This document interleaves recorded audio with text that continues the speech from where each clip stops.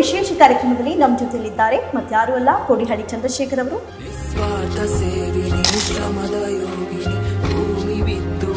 ಇವತ್ತಿಗೆ ಅತಿಯಾಗಿ ಕೇಳಿ ಬರ್ತಾ ಇರುವಂತಹ ಒಂದು ವಿಚಾರ ಏನಪ್ಪಾ ಅಂತ ಹೇಳಿದ್ರೆ ಕಬ್ಬಿನ ಬೆಲೆ. ರೈತರು ಕರ್ನಾಟಕದಲ್ಲಿ ಇವರೇನು ವಿಶೇಷವಾದಂಥ ಡಿಮ್ಯಾಂಡನ್ನು ಸರ್ಕಾರದ ಮುಂದೆ ಕೇಳ್ತಾ ಇದ್ದಾರಾ? ಇಲ್ಲ. ಮಹಾರಾಷ್ಟ್ರದಲ್ಲಿ ಅಲ್ಲಿ 3500 ಕೊಡ್ತಾ ಇದ್ದಾರೆ, 3550 ಕೊಡ್ತಾ ಇದ್ದಾರೆ, 600 ಕೊಡ್ತಾ ಇದ್ದಾರೆ, 3650 ಕೊಡ್ತಾ ಇದ್ದಾರೆ. ಭೂಮಿ ಒಂದೇ, ನೀರು ಒಂದೇ, ಪ್ರಾಕೃತಿಕವಾಗಿ ಎಲ್ಲ ಒಂದೇ. ಅಲ್ಲಿ ಕೊಡೋಕ್ಕಾಗುತ್ತೆ, ಇಲ್ಲಿ ಕೊಡೋಕ್ಕೆ ಯಾಕೆ ಆಗೋದಿಲ್ಲ? ಸರ್ಕಾರ ರೈತರನ್ನ ಮೂರ್ಖರು ಮಾಡ್ತಾ ಇದ್ದಾರೆ. ಅದಕ್ಕೇನೆ ರೈತರು ಸಮಾಧಾನ ಆಗದ ಕಾರಣಕ್ಕೆ ಮತ್ತೆ ಚಳುವಳಿಯನ್ನ ಪ್ರಾರಂಭ ಮಾಡಿದ್ದಾರೆ ಎಲ್ಲ ಕಡೆ. ನೋಡಿ, ಸಿದ್ದರಾಮಯ್ಯ ಹಿಂದಿನ ಫಸ್ಟ್ ಟೈಮ್ CM ಆದಾಗ ಸಿದ್ದರಾಮಯ್ಯನೇ ಬೇರೆ, ಈಗ CM ಆಗಿರುವಾಗ ಈ ಸಿದ್ದರಾಮಯ್ಯನೇ ಬೇರೆ ತರ ನಮಗೆ ಕಾಣ್ತಾರೆ. ಈಗ ಕಾರ್ಖಾನೆಯವರಿಗೆ ಎಲ್ಲಿ ಬೇಜಾರಾಗುತ್ತೋ ಅನ್ನೋ ರೀತಿಯಲ್ಲಿ ನೀವು ತೀರ್ಮಾನ ತಗೊಳ್ಳೋದಾದ್ರೆ ನಿಮ್ದ್ಯಾವ ಸೀಮೆ ಸರ್ಕಾರ ಇದು? ನೀವು ಜನಪರವಾದ, ರೈತರ ಪರವಾದ ಯಾವ ಸೀಮೆ ಸರ್ಕಾರ ನಿಮ್ದು? ಸರಿ, ಜನಸಾಮಾನ್ಯರಿಗೆ 5 ಗ್ಯಾರಂಟಿಗಳನ್ನ ಕೊಟ್ಟಂತಹ ಸರ್ಕಾರ, ಜನಪರವಾಗಿ ನಿಲ್ತೀನಿ ಎನ್ನುವಂತಹ ಸರ್ಕಾರ, ಆದ್ರೆ ಬೀದಿಲಿ ಕುಳಿತು ರೈತರು ಕೂಗ್ತಾ ಇದ್ದಾರಲ್ಲ, ಆ ಕೂಗು ವಿಧಾನಸೌಧದ ಗೋಡೆಗೆ ಅಪ್ಪಳಿಸಿ ವಾಪಸ್ ಬರ್ತಾ ಇದೆ. ಯಾಕೆ ಒಳಗಡೆ ಇರೋರು ಕೇಳಿಸ್ತಾ ಇಲ್ಲ? ನೀವು ಬಸ್ಸನ್ನ ಫ್ರೀಯಾಗಿ ಕೊಡ್ರಪ್ಪ ಅಂತ ಅರ್ಜಿ ಹಾಕಿಲ್ಲ, ಯಾರು ಕೇಳಿಲ್ಲ. ನೀವು 2000 ರೂಪಾಯಿನ ಕೊಡ್ರಪ್ಪ ಅಂತ ಅರ್ಜಿ ಹಾಕಿದ್ರ. 1 ಟನ್ಗೆ 10,000 ಕೊಟ್ಟರು ರಾಜ್ಯಕ್ಕಾಗ್ಲಿ ಕೇಂದ್ರಕ್ಕಾಗ್ಲಿ ನಷ್ಟ ಆಗೋದಿಲ್ಲ. ಆದ್ರೆ 3,500 ಕೊಡೋದಕ್ಕೂ ಸರ್ಕಾರ ಹಗ್ಗ ಜಗ್ಗಾಟ ನಡೆಸ್ತಾ ಇದೆ ಅಂತ, ಇದನ್ನ ನೀವು ಒಪ್ತೀರಾ? ನಿಮಗೆ ಸರ್ಕಾರದ ಕೈಲಿ ಕೊಡ್ಸಕ್ ಸಾಧ್ಯ ಆಗಲ್ಲ ಅನ್ನೋದಾದ್ರೆ ಸ್ಟೇಟ್ ಅಡ್ವೈಸರಿ ಪ್ರೈಸ್ ಏನಿದೆ ಅದನ್ನು ಡಿಕ್ಲೇರ್ ಮಾಡಿ. ನಮಸ್ಕಾರ, ವಿಶೇಷ ಕಾರ್ಯಕ್ರಮಕ್ಕೆ ಸ್ವಾಗತ. ನಾನು ಅಮೃತ ಶ್ರೀಕಂಠ. ಇವತ್ತಿನ ನಮ್ಮ ವಿಶೇಷ ಕಾರ್ಯಕ್ರಮದಲ್ಲಿ ನಮ್ಮ ಜೊತೆ ಇದ್ದಾರೆ ರೈತ ಪರ ಹೋರಾಟಗಾರ, ರೈತರ ಪರವಾಗಿ ನಿರಂತರವಾಗಿ ಹೋರಾಟ ಮಾಡಿದಂಥವರು, 4-5 ದಶಕಗಳಿಂದಲೂ ಕೂಡ ಹೋರಾಟದಲ್ಲಿ ಮುಂಚೂಣಿಯ ಹೆಸರು ಇದ್ರದ್ದು. ಇವತ್ತಿನ ವಿಶೇಷ ಕಾರ್ಯಕ್ರಮದಲ್ಲಿ ನಮ್ಮ ಜೊತೆಯಲ್ಲಿದ್ದಾರೆ ಮತ್ತಾರು ಅಲ್ಲ ಕೋಡಿಹಳ್ಳಿ ಚಂದ್ರಶೇಖರ್ ಅವರು. ಅವ್ರನ್ನೇ ಕಾರ್ಯಕ್ರಮಕ್ಕೆ ವೆಲ್ಕಮ್ ಮಾಡ್ಕೋಣ. Sir, welcome TV. ನಮಸ್ಕಾರ. ಎಸ್ ಸರ್, ಇವತ್ತಿಗೆ ಅತಿಯಾಗಿ ಕೇಳಿ ಬರ್ತಾ ಇರುವಂತಹ ಒಂದು ವಿಚಾರ ಏನಪ್ಪಾ ಅಂತ ಹೇಳಿದ್ರೆ ಕಬ್ಬಿನ ಬೆಲೆ. ಆ ಒಂದು ಹೆಚ್ಚಳಕ್ಕೆ ಆಗ್ರಹಿಸಿ ನಿರಂತರವಾಗಿ ಹೋರಾಟಗಳು ನಡೀತಾ ಇತ್ತು. ಆ ಹೋರಾಟದಲ್ಲಿ ಇದೀಗ ಸರ್ಕಾರ 3,300 ರೂಪಾಯಿಗೆ ಫೈನಲ್ ಮಾಡ್ತಾ ಇದೆ. ಆ ಒಂದು ಹೋರಾಟಕ್ಕೆ ಈ ಒಂದು ಬೆಲೆ ಸ್ವಾಗತಾರ್ಹನಾ? ಅಲ್ಲ, ಯಾಕೆ ಅಂದರೆ ಈ ಬೆಲೆ ರೈತರಿಗೆ ಸಮಾಧಾನ ತರೋದಿಲ್ಲ. ಈಗ ರೈತರದ್ದು ಡಿಮ್ಯಾಂಡ್ ಇರೋದೆಷ್ಟು? 3,500. ಹೌದು. ರೈತರು ಕರ್ನಾಟಕದಲ್ಲಿ ಇವರೇನು ವಿಶೇಷವಾದಂಥ ಡಿಮ್ಯಾಂಡನ್ನು ಸರ್ಕಾರದ ಮುಂದೆ ಕೇಳ್ತಾ ಇದ್ದಾರಾ? ಇಲ್ಲ. ಯಾಕೆಂದರೆ ಪಕ್ಕದ ಮಹಾರಾಷ್ಟ್ರದಲ್ಲಿ ಅಲ್ಲಿ 3,500 ಕೊಡ್ತಾ ಇದ್ದಾರೆ, 3,550 ಕೊಡ್ತಾ ಇದ್ದಾರೆ, 600 ಕೊಡ್ತಾ ಇದ್ದಾರೆ, 3,650 ಕೊಡ್ತಾ ಇದ್ದಾರೆ. ಹಾಗಂದಮೇಲೆ ಕರ್ನಾಟಕದ ಗಡಿ ಒಳಗಡೆ ಬಂದರೆ ಇಲ್ಲೇ ಅದಕ್ಕೆ ನೀವು ಕೊಡೋಕ್ಕಾಗಲ್ಲ. ಭೂಮಿ ಒಂದೇ, ಎಲ್ಲ ನೀರು ಒಂದೇ, ಹಾಗಾದ್ರೆ ಬೆಳೀತಕ್ಕಂಥ ರೈತರು ಎಲ್ಲರೂ ಒಂದೇ.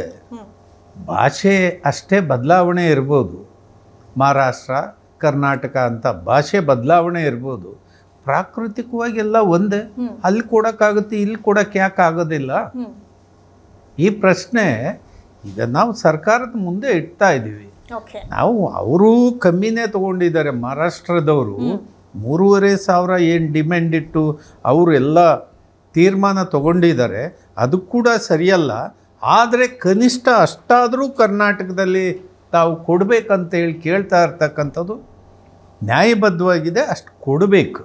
ಓಕೆ ಸರ್, ಇದರಲ್ಲಿ ಒಗ್ಗಟ್ಟಿಲ್ವಾ? ಯಾಕಂದರೆ ಅನೌನ್ಸ್ ಆದ ತಕ್ಷಣ ಒಂದಷ್ಟು ಜನ ಸಂಭ್ರಮಿಸ್ತಾರೆ, ಇನ್ನೊಂದಷ್ಟು ಜನ ಮಿಶ್ರ ಪ್ರತಿಕ್ರಿಯೆಯನ್ನು ಕೊಡ್ತಿದ್ದಾರೆ. ಯಾಕೆ ಒಗ್ಗಟ್ಟಿಲ್ಲ ಸರ್ ನಿಮ್ಮಲ್ಲಿ? ಈಗ ರೈತರು ಒಳಗಡೆ ಅನೇಕ ರಾಜಕೀಯ ಅಭಿಪ್ರಾಯಗಳು ಕೂಡ ರೈತರ ನಡುವೆ ಬಂದ್ಬಿಟ್ಟಿದ್ದಾವೆ. ಈಗ ಯಾವುದೋ ಒಂದು ತೀರ್ಮಾನ ಆದ ತಕ್ಷಣವೇ ಒಳ್ಳೆ ತೀರ್ಮಾನ ಒಂದು ವಾದ ಆದರೆ, ಮತ್ತೊಂದು ಕಡೆ ಅವ್ರಿಗೆ ಸರಿಯಾಗಿ ಅರ್ಥ ಆಗಿದೆಯೋ ಇಲ್ವೋ ಅನ್ನೋದು ಮತ್ತೊಂದು ಕಡೆ. ಹಾಗಾಗಿ ಈ ಅಭಿಪ್ರಾಯ ತಪ್ಪಾಗಿ ಪಾಸಾಗಿರ್ಬೋದು. ನೋಡಿ, ಸರ್ಕಾರದ ತೀರ್ಮಾನ ಇಷ್ಟು ಡಿಫ್ರೆನ್ಸ್ ಇದೆ. ಇಲ್ಲಿ ಏನಪ್ಪ ಅಂದರೆ, ಈಗ 3,300 ರೂಪಾಯಿ ರೈತರು 500 ರೂಪಾಯಿ ಕೇಳಿದ್ದಾರೆ, ನೀವು 3,300 ರೂಪಾಯಿ ತೀರ್ಮಾನಕ್ಕೆ ಹೋಗಿದ್ದೀರಿ.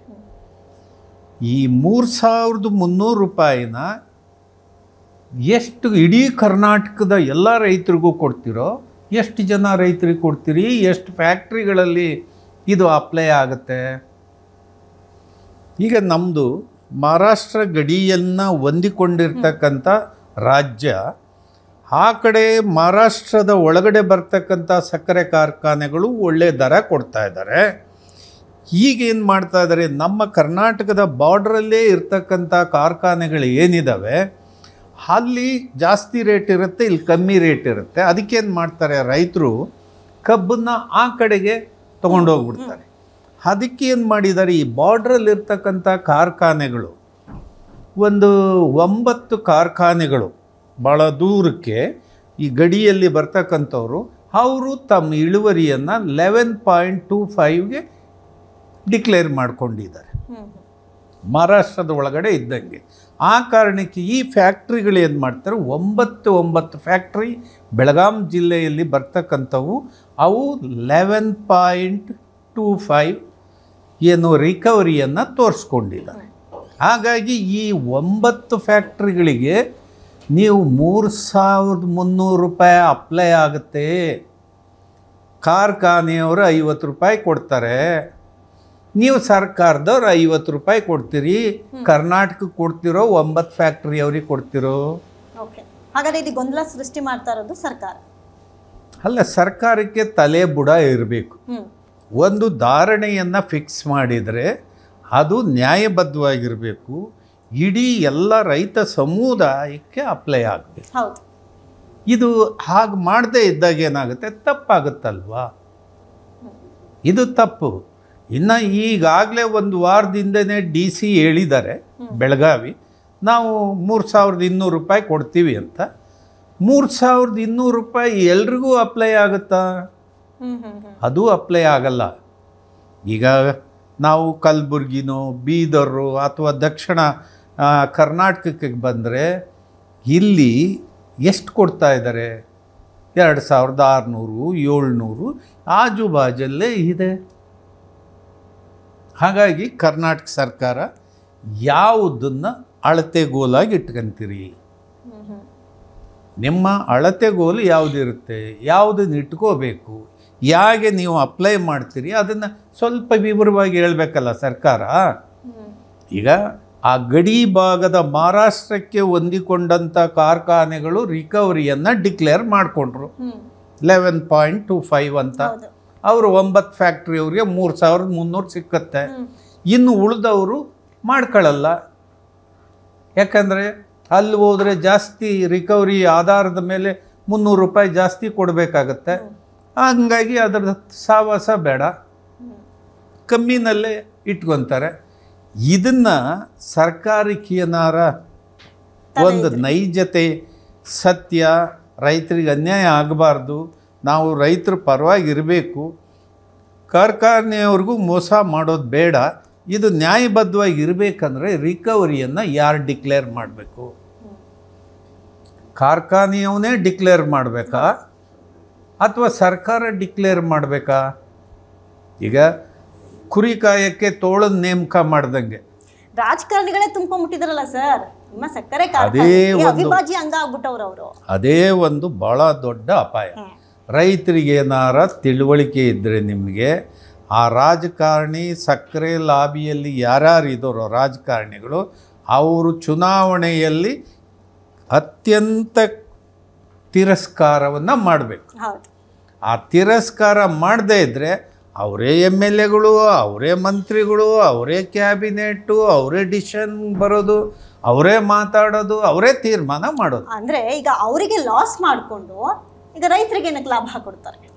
ಅದೇ ತಪ್ಪು ಇಲ್ಲಾಗಿರೋದು. ಕರ್ನಾಟಕದ ಒಳಗಡೆ ಮಹಾರಾಷ್ಟ್ರದಲ್ಲಿ ಏನಾಗ್ತಾ ಇದೆ, ಅಲ್ಲಿ ಕೋಆಪರೇಟಿವ್ ಬೇಸಿಸ್ ಶುಗರ್ ಫ್ಯಾಕ್ಟ್ರೀಸ್ ಇದೆ. ಅಂದರೆ ಸಹಕಾರಿ ಸಂಸ್ಥೆಯ ಸಕ್ಕರೆ ಕಾರ್ಖಾನೆಗಳು ಎಲ್ಲವೂ ಕೂಡ ಚೆಂದಾಗಿ ನಡೆಸುವಂಥ ಕೆಲಸವನ್ನು ಅಲ್ಲಿ ಸರ್ಕಾರ ಮಾಡಿದೆ. ಇಲ್ಲಿ ಸರ್ಕಾರ ಏನು ಮಾಡ್ತಾ ಇದ್ದಾರೆ, ಇವರು ಯಾರೋ ಒಬ್ಬನ್ನ ತಗೊಂಬಂದು ನೇಮಕ ಮಾಡ್ತಾರೆ, ಇವರೇ ಆ ಸರ್ಕಾರದ್ದು ಸಹಕಾರಿ ಸಂಸ್ಥೆಯ ಸಕ್ಕರೆ ಕಾರ್ಖಾನೆಯನ್ನು ನುಂಗಿ ನೀರು ಕುಡಿತಾರೆ. ಮತ್ತು ಇನ್ನೊಂದು 4-5 ವರ್ಷದಲ್ಲಿ ಅವ್ರದ್ದೊಂದು ಖಾಸಗಿ ಸಕ್ಕರೆ ಕಾರ್ಖಾನೆಯನ್ನು ಪ್ರಾರಂಭ ಮಾಡ್ಕೊಂತಾರೆ. ಇದು ಕರ್ನಾಟಕದಲ್ಲಿ ನಡೆದು ಬಂದಿರೋದು. ಸರಿ, ನಾವು ಆಗಲೇ ಮಾತನಾಡ್ತಾ ಇದ್ವಿ, ಸಕ್ಕರೆ ಕಾರ್ಖಾನೆಗಳಲ್ಲಿ ಎಲ್ಲಿವರೆಗೂ ರಾಜಕಾರಣಿಗಳು ಇರ್ತಾರೋ ಅಲ್ಲಿವರೆಗೂ ರೈತರಿಗೆ ನ್ಯಾಯ ಸಿಗಲ್ಲ ಅನ್ನೋ ಮಾತು. ಇದ್ರ ಬಗ್ಗೆ ನೀವೇನು ಹೇಳ್ತೀರಿ? ಇದು ನೀವು ನ್ಯಾಯವಾದ್ದೇ ಮಾತು ಹೇಳ್ತಾ ಇದ್ದೀರಿ. ಇದೇ ಕಾರಣಕ್ಕೆ ರೈತರಿಗೆ ಮೋಸ ಆಗ್ತಾ ಇರೋದು, ಇದೇ ಕಾರಣಕ್ಕೆ ರೈತರು ಮೋಸಕ್ಕೆ ಒಳಗಾಗ್ತಾರೆ. ಹಾಗಾಗಿ ಇದರಿಂದ ಆಚೆ ಬರಬೇಕು ರೈತರು. ರಾಜಕಾರಣವಾಗಿ ಬರ್ತಕ್ಕಂಥ ಕಾರ್ಖಾನೆಗೆ ಸಂಬಂಧಪಟ್ಟಂಥ ಮಾಲೀಕರಿದ್ದರೆ ಅವ್ರನ್ನ ತಿರಸ್ಕಾರ ಮಾಡಿ ಅವರು ಬರೀ ಉದ್ಯಮದಾರರಾಗಿ ಮುಂದುವರಿಲಿ, ಅವ್ರು ರಾಜಕಾರಣದಿಂದ ದೂರ ಇರಲಿ. ಯಾಕಂದರೆ ಇವರೇ ನೀತಿ ಮಾಡೋರು ಅವರೇ, ಅಲ್ಲಿ ರೈತರು ದರೋಡೆ ಮಾಡೋರು ಅವರೇ ಆಗಿಬಿಟ್ರೆ ಹೆಂಗಾಗುತ್ತೆ? ಆ ಕಾರಣಕ್ಕೆ ಈ ಒಪ್ಪಂದಗಳು ಅಷ್ಟೇ. ಈ ಒಪ್ಪಂದಗಳನ್ನು ಈಗ ಸರ್ಕಾರದವರು ಸಭೆ ಕರೀತಾರೆ. ಸಭೆ ಕರೆದಾಗ ಅನೇಕ ಜನ ಮಾಲೀಕರು ಬರೋದೇ ಇಲ್ಲ, ಅವ್ರ ಸಿಬ್ಬಂದಿ ಯಾರನ್ನ ಕಳಿಸ್ತಾರೆ. ಎಲ್ರಿ ನಿಮ್ಮ MD ಎಲ್ರಿ, ನಿಮ್ಮ ಮಾಲೀಕರು ಎಲ್ರಿ ಅಂತ ಕೇಳಿದರೆ, ಸರ್ ಇಲ್ಲ ಬಂದಿಲ್ಲ ಸರ್. ಸರ್ಕಾರ ಏನು ಅವ್ರ ಮೇಲೆ ಕ್ರಮ ತಗೊಳ್ಳೋದಕ್ಕೆ ಆಗೋದೇ ಇಲ್ಲ, ಅವ್ರು ಏನು ಮಾಡೋಕ್ಕೂ ಆಗಲ್ಲ. ಯಾಕಂದರೆ ಇವರಿಗೆ ಚುನಾವಣೆ ಇರ್ಬೋದು, ಇನ್ನೊಂದಿರ್ಬೋದು. ಆ ಸಂದರ್ಭದಲ್ಲಿ ಎಲ್ಲ ಕಾಣಿಕೆ ವಸೂಲಿ ಮಾಡ್ತಾರೆ. ಈ ದರ ಇತ್ಯಾದಿ ಸರ್ಕಾರದ ಪಾಲಿಸಿಗಳು ಬಂದಾಗ ಅವ್ರು ಕೇರು ಮಾಡಲ್ಲ. ಯಾಕೆ? ಫಂಡ್ಸ್ ಕೊಟ್ಟಿರ್ತೀವಿ, ನಿಮ್ಮ ಚುನಾವಣೆ ಫಂಡ್ ಕೊಡ್ತೀವಿ, ನೀವು ಕೇಳ್ದಾಗ ಕೊಟ್ಟಿರ್ತೀವಿ, ನಿಮ್ಮ ಅಧಿಕಾರಿಗಳನ್ನ ತುಂಬ ಚೆನ್ನಾಗಿ ನೋಡ್ಕೊಂಡಿದ್ದೀವಿ ಅಂದಮೇಲೆ ನಮ್ಗೆ ಯಾಕೆ ತೊಂದರೆ ಕೊಡ್ತೀರಿ? ಇದು ವಾದ ಆಗಿರುತ್ತೆ ಇಂಟರ್ನಲ್. ಹಾಗಾಗಿ ಅವ್ರು ಕೇರು ಮಾಡಲ್ಲ ಸರ್ಕಾರಕ್ಕೆ. ನೀವು ಹೋಗಿ ಬಂದ್ರ ಸರ್ ಈಗ ಬೆಳಗಾವಿಗೆ? ಈಗ ನಾನು ಆ ಭಾಗದಲ್ಲೆಲ್ಲ ಓಡಾಡಿದ್ದೀನಿ.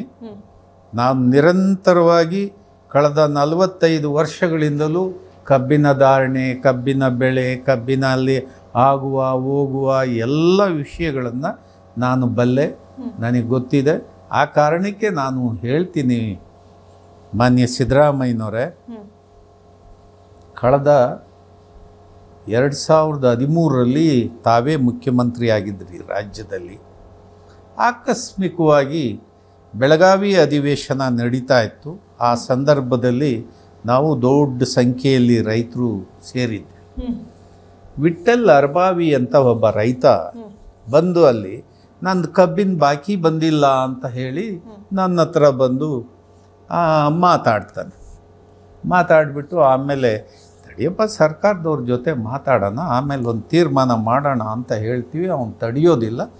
ತಕ್ಷಣವೇ ಅವನು ಮೈಕ್ ತಗೊಂಡು ಬಹಳ ಜೋರಾಗಿ ಮಾತಾಡೋದಕ್ಕೆ ಶುರು ಮಾಡ್ದ. ಮಾತಿನಲ್ಲಿ ಸ್ವಲ್ಪ ಅವ್ಯ ಶಬ್ದಗಳು ಬಳಕೆ ಆದವು.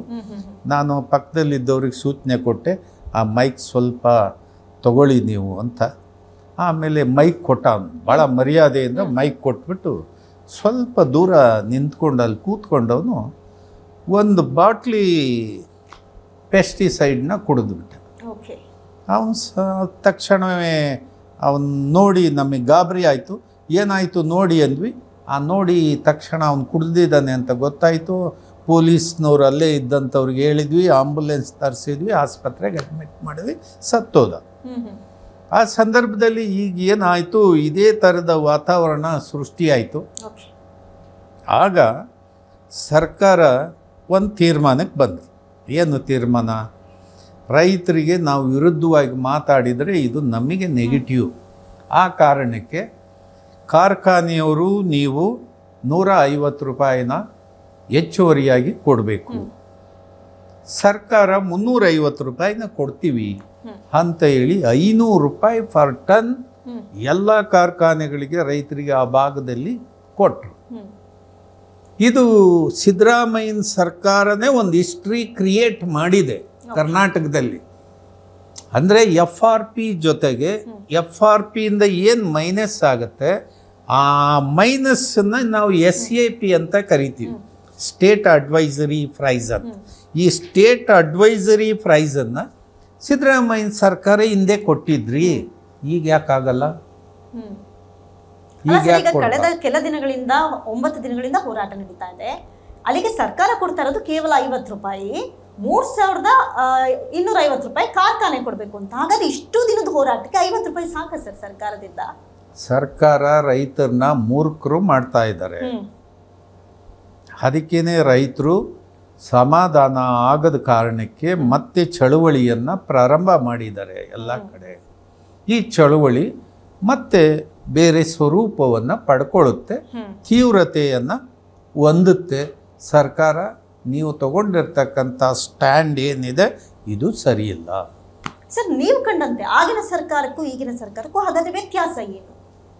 ನೋಡಿ, ಸಿದ್ದರಾಮಯ್ಯ ಹಿಂದಿನ ಫಸ್ಟ್ ಟೈಮ್ CM ಆದಾಗ ಸಿದ್ದರಾಮಯ್ಯನೇ ಬೇರೆ, ಈಗ CM ಆಗಿರುವಾಗ ಈ ಸಿದ್ದರಾಮಯ್ಯನೇ ಬೇರೆ ಥರ ನಮಗೆ ಕಾಣ್ತಾರೆ. ಅವರ ಆಡಳಿತ ಇದ್ದಂಥ ಗಡ್ಸು, ಅವರ ನೇರತನ, ಅದು ಎಲ್ಲದೂ ಕೂಡ ನಾವು ಎಲ್ಲೋ ಒಂದು ಕಡೆ ವಿರೋಧ ಮಾಡಿದ್ರು ಎಲ್ಲೋ ಒಂದು ಕಡೆ ನಮಗೆ ಸಮಾಧಾನ ಆಗೋದು.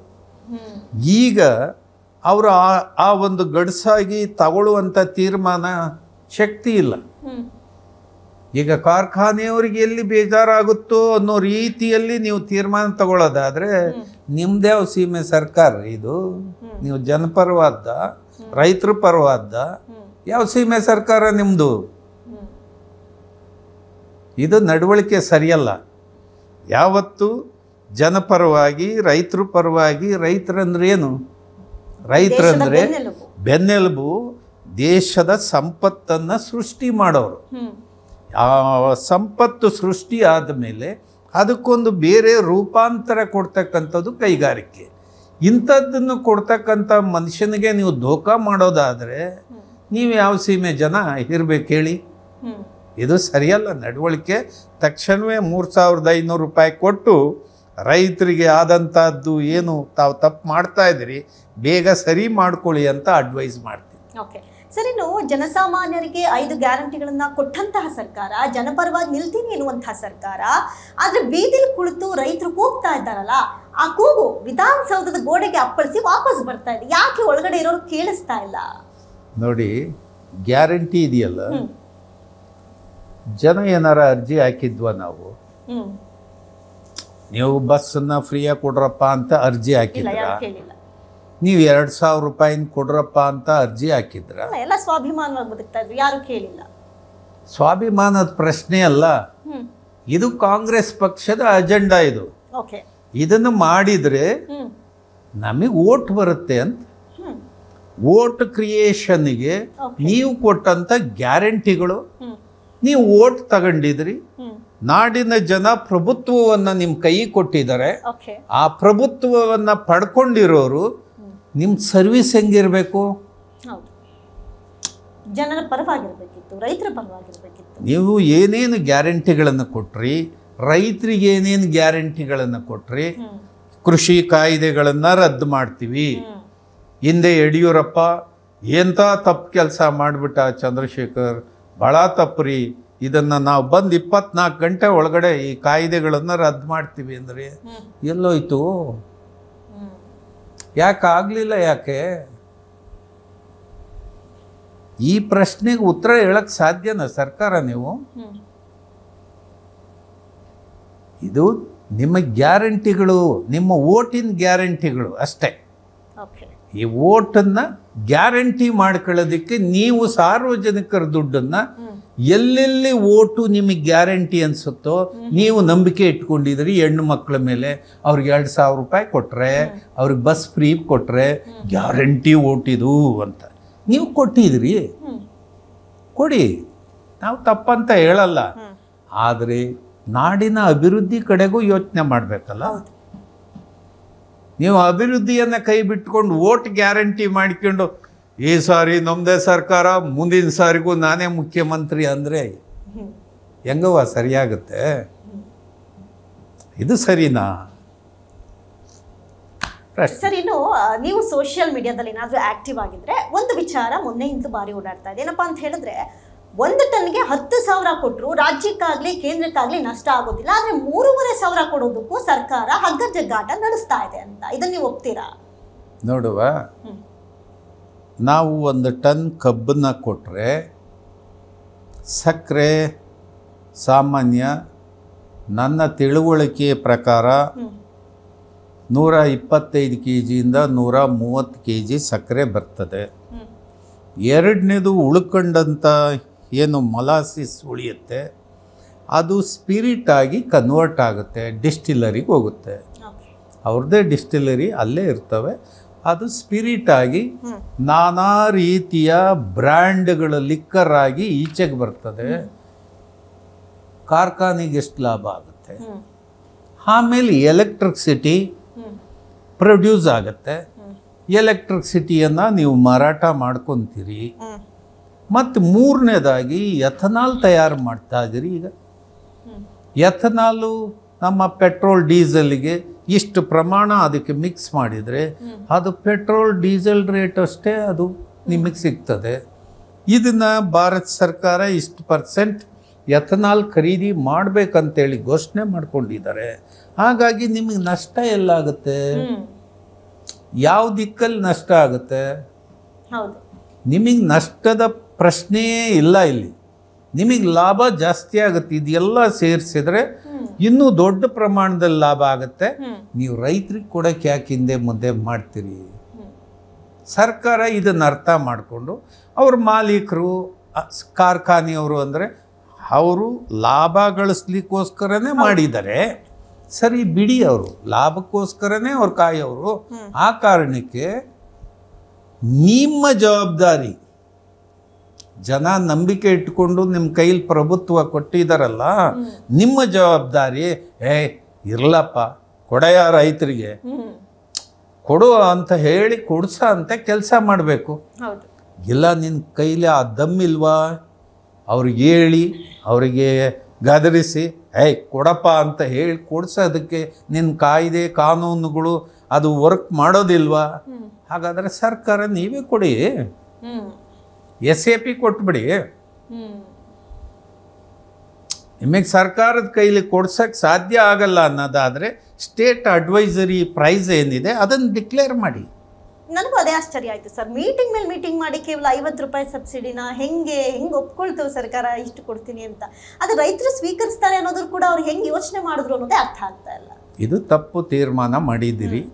ಈ ತಪ್ಪು ತೀರ್ಮಾನವನ್ನು ತಕ್ಷಣ ಕರೆಕ್ಷನ್ ಮಾಡ್ಕೊಳ್ಳಿ. ಈ ಕರೆಕ್ಷನ್ ಆದರೆ ಒಳ್ಳೆ ಬೆಳವಣಿಗೆ ಸರ್ಕಾರದ ನಡವಳಿಕೆ. ಇಲ್ಲ ಅಂದರೆ ಜನರು ಕರ್ನಾಟಕದ ಬೀದಿಯಲ್ಲಿ ನಿಮ್ಮ ವಿರುದ್ಧ ವ್ಯತಿರಿಕ್ತವಾಗಿ ಮಾತಾಡ್ತಾರೆ. ಅದಕ್ಕೆ ಅವಕಾಶ ಕೊಡ್ದಂಗೆ ಜಾಗ್ರತೆ ವಹಿಸಿ ಅಂತ ಹೇಳ್ತೀನಿ. ಓಕೆ.